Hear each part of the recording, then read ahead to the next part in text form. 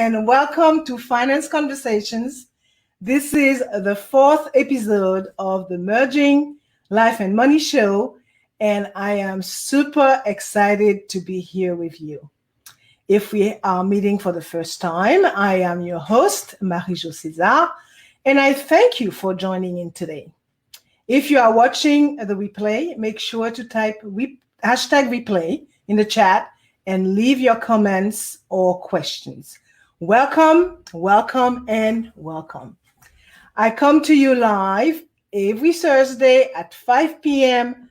Pacific Standard Time to share valuable information about how to achieve financial wellness from the inside out and live your life with means and meaning. Today's show is the third in the series titled How to Build a Financial Plan, I should say a secure financial plan. I will be exploring step 3 today, which is eliminating your debt. So grab a pen and a notebook as I will be sharing tips and ideas that you might want to write down. If you have any comments or questions, make sure to put them in the chat, and if you want to talk to me directly, I will share my contact information toward the end of the show. So, before we get started, let's take a quick look at what I addressed in the previous weeks, in the previous show. I think this is the first one. So, week before last, I talked about recognizing the blind spots sabotaging your financial decisions and the importance of changing your mindset. Last week, I took you through the budgeting process, focusing on the zero-based budgeting method. Today, I will talk about debt and show you how to get out of it. So, debt is probably the single biggest barrier to wealth for most individuals. It robs you of your money now and steals from your future. Let's look at some statistics. As of December 31st, 2020 in the US, statistics show that the national debt jumped to $27.7 trillion. That's with a T. It includes debt held by the public as well as debt held by the government. The public alone holds over 21 trillion worth of debt. That is almost 78% of the national debt. Mortgages by far represent the largest outstanding debt in the US, and the average mortgage balance stands at roughly $210,000, and believe it or not, 44% of Americans have a mortgage. So what should you do if you are in debt? Now, get out of it real quick. Okay, again, I'm going to look at some statistics. The average American has roughly $93,000 in consumer's debt. And if you have a balance, okay, the worst thing you can do is ignoring it, and because interest will accrue on your account and mispayments will lead to late fees and definitely damage to your credit. So if you are looking to get out of debt, keep in mind that this could take many months or even years, depending on the amount of debt you have. That's okay. The point is that you must start and you must stay consistent. So, what step should you take to get out of debt? It's a lot of things out here, okay? A lot of information. So, I identify 10 that I would like to share with you today. The first one is acknowledge that you have a problem, okay? If you're in debt, you have a problem. The degree to which the problem is manageable depends on whether you have planned or deliberate debts like a student loan or a mortgage, or you have some kind of chaotic debt, such as the kind that result from buying stuff that you don't need and cannot afford. So you must accept that debt is a problem before you can fix it. You must also acknowledge that you have a challenge before you and commit to meeting that challenge so that you could free yourself from debt. Step number 2, take stock of your debt situation. Why are you in debt? What are you spending money on? How much money are you making? Okay. Has your debt increased, or are you having trouble climbing out from under hefty interest payment? Or are your expenses driving you further into debt? Whatever it is, don't worry about finding solution just yet. First, identify the problem areas. Okay. The third point that I want to touch on, step back from your emotions. Spending habits are deeply personal because they reflect your priorities. They are often added layers of shame, guilt, regret, embarrassment, whatever you want to tag it. Recognize that none of those emotions will help you solve your current debt problem. So step away from them. Focus on the fact that you are taking control, that you are asserting yourself, and you are disciplined and determined enough to make this happen, all of which are positive emotion. Step number 4, identify all of your debts, okay? The first part of paying off your debt is getting a complete picture of what you owe. When you have everything written out in front of you, it is much easier to create an action plan. So depending on how much you owe, it might also help you realize that it is not as bad as you might have originally thought. Okay, so here is how you can start identifying your debt. Own your debt. Forgive yourself for past mistakes, mispayments, or overspending. Okay, it might be painful to accept how much debt you have at first, but you must own it. Second, make a debt tracker. It is surprising how few people even create a tracker to understand their total debt.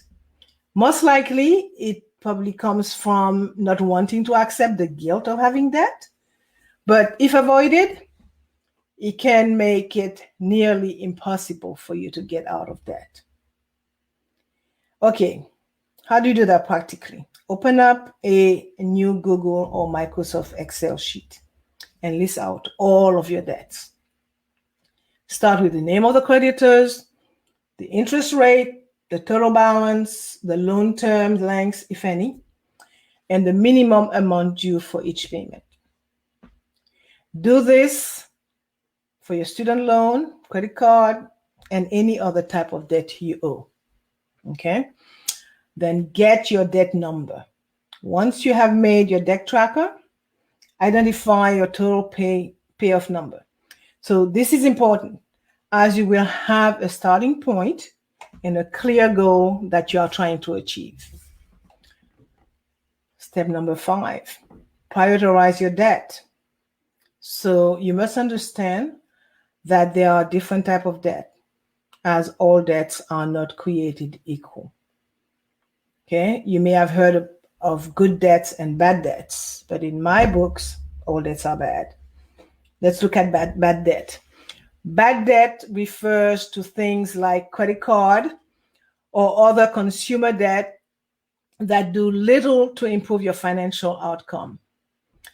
Good debt is defined as money owed for things that can help build wealth or increase income over time, such as student loan, mortgages, or a business loan.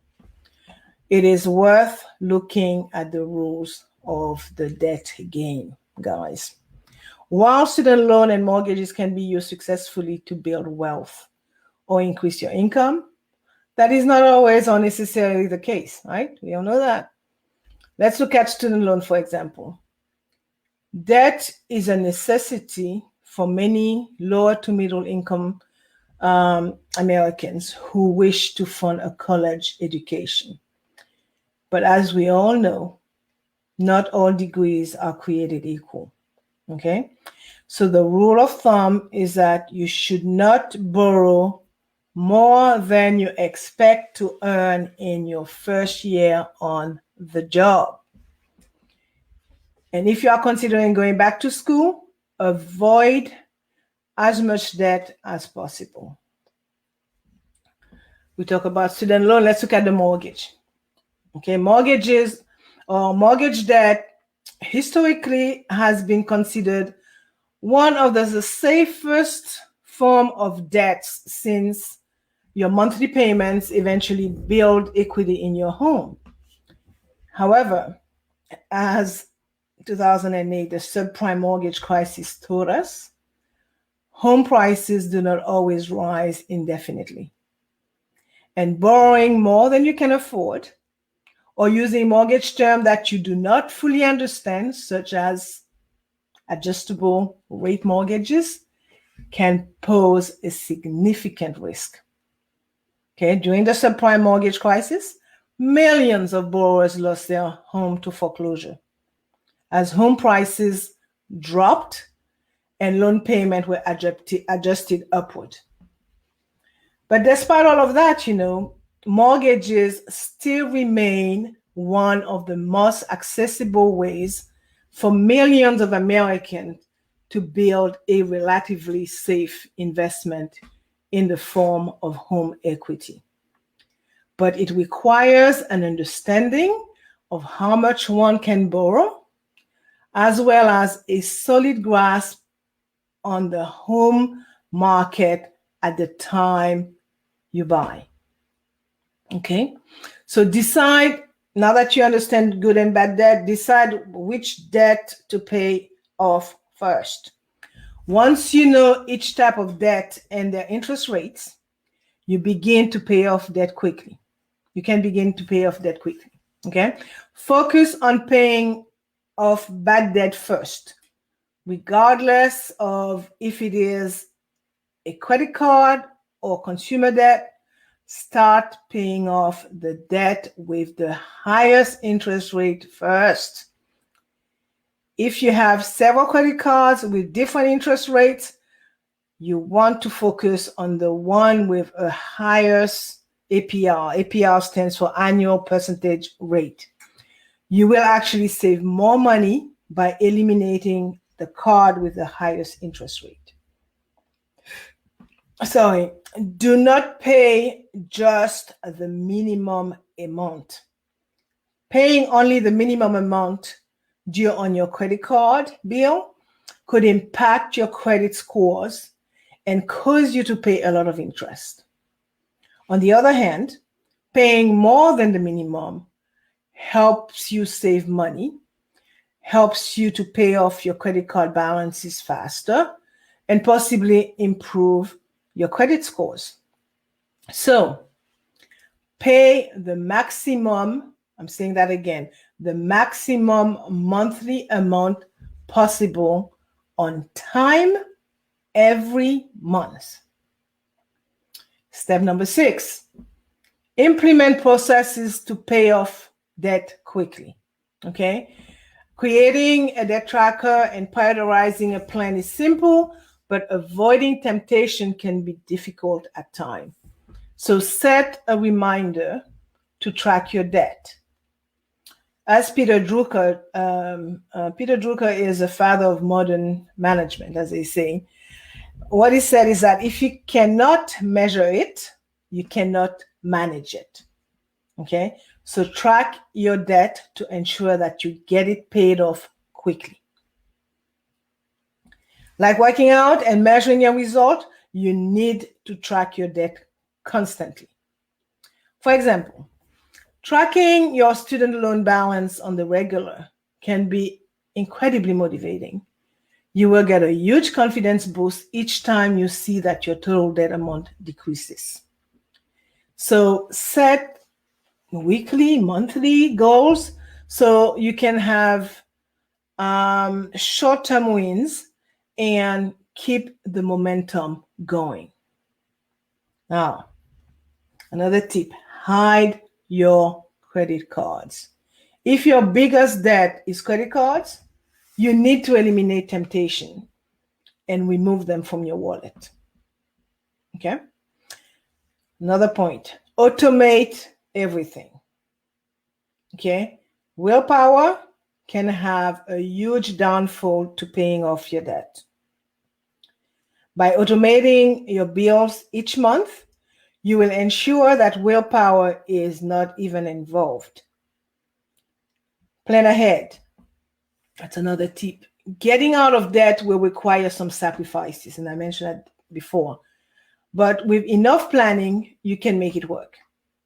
For example, if you know that you have a friend's birthday coming up or a family dinner or some important event coming up, plan ahead for the cost, okay? Whether you cut back on spending the week before, whether you decide, okay, I'm not going to show up for dinner, but I'll meet them after dinner, whether or not you decide to pick up a side hustle if you've got some big event coming up, do what is needed and do not alter your plan. Okay? Be willing to make big changes. Okay? Try to live cheaply, kind of way. The only way, again, that you're going to get out of debt is to make some sacrifices on your spending habits. Find ways to save money each month so you can apply that amount to your outstanding debts. Here are some ways to save money each month. Okay, live with roommates.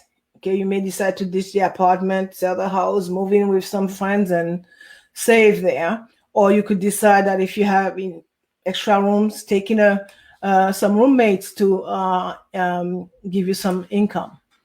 Cook dinners and prepare your lunches for work instead of eating out. You could even go as far as cutting your cable and choose Netflix or Amazon Prime. Okay, or ditch the car and catch the bus, the train, whatever you have to catch, or bike to work. Okay, so step number 7, find the lowest interest rates that you can. The higher your interest rate, the harder and longer it will take you to pay off any debt.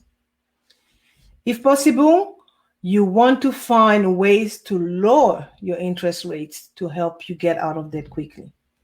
So here are some something that you could look at. Okay, so how you could get started. Maintain a high credit score. Your credit score will have a large impact on your ability to refinance your loans and receive a lower interest rate. If you have a low credit score, it is very unlikely that you will be able to refinance your loans. So use these little credit tips that I'm about to give you to increase and maintain an excellent score. Never miss a payment, and it doesn't matter. Could be a Home Depot bill. Never miss a payment. Do not exceed 30% of your credit limit. Okay, it could be tempting. Those you get some really good credit limit there. Good in terms of big, but do not exceed 30% of your credit limit. Do not sign up for more than one card at once. And monitor your credit situation frequently with a free credit tracking software. And they are out here. You got Credit Karma, Experian has a free plan as well. So the tools are out here. The resources are out here. Now, another tip is find, in order to reduce your interest, find a balance transfer offer. A balance transfer involves moving debt from a high interest credit card to a new card with a lower interest rate, ideally one with an introductory 0% rate. Essentially, what you're doing, you are using one card to pay off another, but because you are not paying as much interest, you have more money available to pay down your debt quicker. Bear in mind that in order to qualify for that kind of arrangement, you will need good to excellent credit, period. And applying for the balance transfer card could knock a few points off your credit score in the short term. Step number 8, boost your income. Any extra dollar earned is an extra dollar you pay off to pay off that debt. Okay? No opportunity is too manual, too demanding, or too low paying for your time when you're in debt. You literally cannot afford to pass up income opportunities. Okay? Take a formal second job and aggressively seek opportunities for additional income and seize those opportunities when they do occur. Step number 9, celebrate your wins. The key to success is realizing that your big goals are not going to happen overnight. They will happen over time. As you progress in your debt payoff journey, don't forget to celebrate your wins, okay? You need to always reward yourself for the hard work and discipline that is required to get out of debt. As we all know, we tend to focus on the end goals rather than the small and significant step we take to get us to that goal. Lastly, stay the course. It took you a while to accumulate debt, and it is going to take you a while to get out of it. So remain patient, keep chipping away at it, and soon you will be debt-free and relaxed. Before concluding, I would like to touch on the current situation with the pandemic. In 2020, millions of consumers took advantage of hardship programs and government relief efforts. Your lender might have hit the pause button on monthly payments. They may have waived late fees in order to help you keep your finances afloat. But once this program expires, you will need to start making payment again. So if you have such debt, make a plan to start paying your debt off sooner rather than later. Okay? Now, if you are on a hardship plan and still cannot pay your bills, call your creditors to see if they will extend your forbearance benefits. And you can also consider getting professional financial help, by the way, from a certified credit counselor. So once you schedule the appointment with a counselor, they will go over your budget and recommend solutions such as a debt management plan. All right. So I really feel that I said a lot, and I am going to wind down some. And again, here are the 10 recommended steps. Okay. Acknowledge that you have a problem. Take stock of your debt situation. Step back from your emotion. Identify all your debt. Prioritize all your debts. Implement processes to pay off your debt quickly. Find the lowest interest rate. Boost your income. Celebrate your wins. And stay the course. I will recap today's show by saying, when you spend more than you earn, you give birth to a baby called debt. And debt grows like no other. And debt only brings you misery. So live within your means, spend less than you earn, to avoid getting into debt that could be very hard to repay. Also, remember that if you want to get out of debt quickly and forever, it is not always easy. So just like any big goal, there will be sacrifices, challenges, and problems to overcome. This brings me to the end of today's episode. So let me share my contact information before I forget. I can be reached via email at mj@maryjocaesar.com or by sending me a DM, a direct message via Messenger. And I will close with a quote from Henry Shaw that reads, "Debt is like any other trap. Easy enough to get into, but hard enough to get out of." So, for more information about how to build a secure financial plan, join me next week, Thursday at 5 p.m. Pacific Time, 6 p.m. Central Time, 8 p.m. Eastern Time, and 9 p.m. Atlantic Time. I will be talking about step 4, which is the importance of saving. Thank you for being here today on the Merging Life and Money Show. I am your host, Marie-Jo César. I will be back again next week. Until then, continue merging life and money. Bye for now.